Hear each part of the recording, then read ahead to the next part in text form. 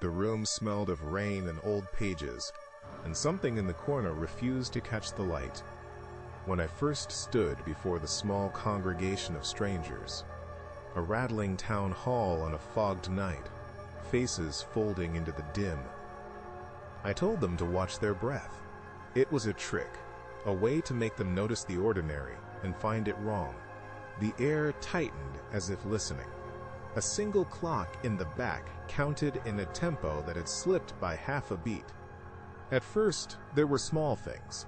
The audience's phones dimmed together, a dozen reflections lingering in the black glass like ghostly applause.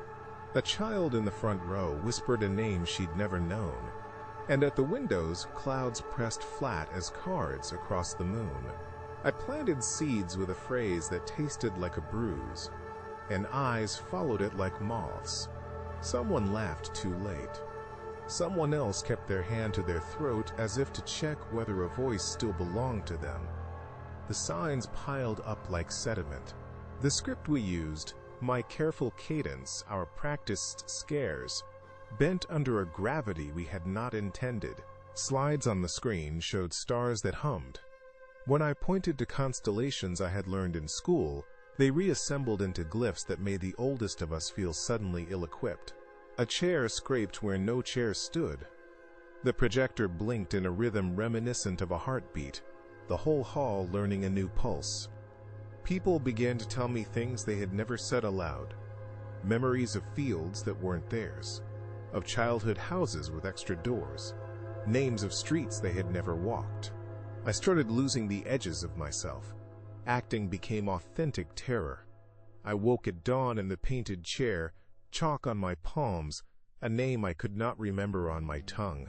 Paranoia is an intimate trickster. It insists the room conspires, and then proves it by rearranging the furniture of your mind. I found I could no longer tell whether my staging made them afraid or whether something outside had taken our play and turned it inward. Then it showed. Not a mask, not a monster with limbs. Something that knew geometry on a level that made eyes water and teeth ache. It did not announce itself. It rewrote the way distance counted. Exit signs bent toward a point that was not in the building. Voices began to speak in the negative spaces, between words. The audience ceased to be an audience and became a map of attention. A constellation assembling around a single, patient light.